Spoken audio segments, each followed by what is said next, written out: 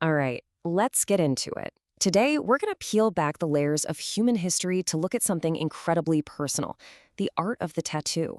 And believe me, it's a story that's been etched not just in ink, but in time itself.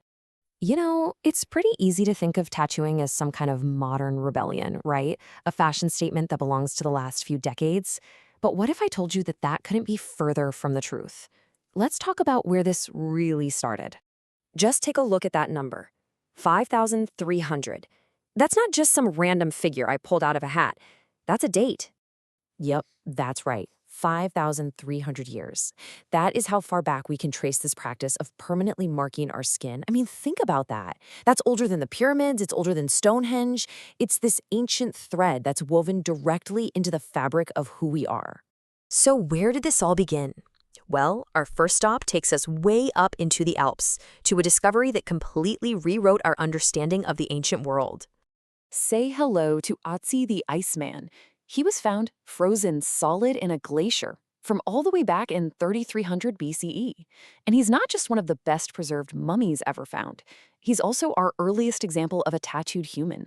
The guy is a literal time capsule. Now here's what's so fascinating.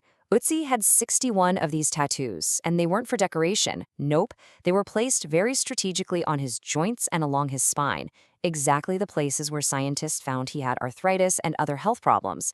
The thinking is that these marks were a form of ancient medicine, maybe a prehistoric version of acupuncture meant to relieve his pain. His skin tells a story, not of art, but of healing. But Utsi, he was just the beginning. From that one guy in ancient Europe, the practice of tattooing just blossomed, totally independently, all over the globe. And different cultures came up with their own unique ways to do it, and their own powerful reasons why. So long before any electric machines, the tools were things like bone, thread, and thorns. In the Pacific Islands, for example, they used a tapping method, and that rhythmic sound of a mallet hitting a bone comb, that gave us the word tatau, which, you guessed it, is where we get our modern word tattoo.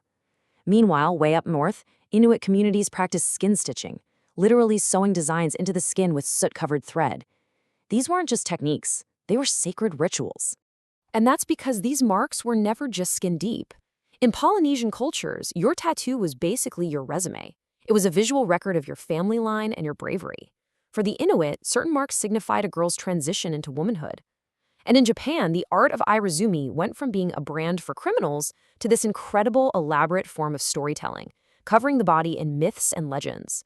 Your skin was your history book, your ID, and your spiritual shield, all in one. Now, for centuries, tattooing stayed largely outside of the Western world. But then, global exploration and one key invention would come along and change absolutely everything, bringing this ancient practice into a brand new, electrifying era.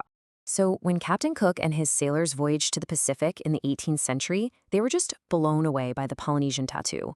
They brought the practice back home with them, and pretty soon, tattoos became the mark of a sailor, like a living logbook of all his travels, etched right onto his body. Then came the real revolution. In 1891, a guy named Samuel O'Reilly patented the first electric tattoo machine.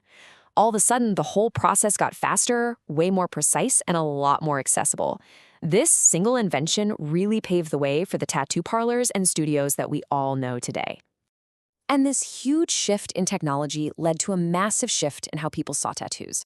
For most of the 20th century, tattoos were an outsider's mark, right? They were associated with sailors, soldiers, bikers, that kind of thing. But today, they've moved from the fringes right into the spotlight, becoming this major form of mainstream art, of identity, and what you could call self-curation.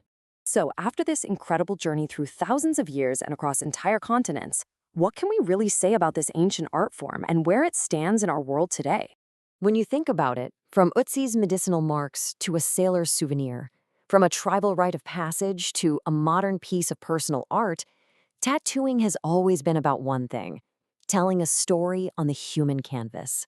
It's one of the most enduring and universal links we have to our own past. It really makes you wonder, doesn't it? As technology and our cultures keep changing, what does the future of this 5,000-year-old tradition even look like? As we keep finding new ways to show the world who we are, what stories will we choose to write on our skin next?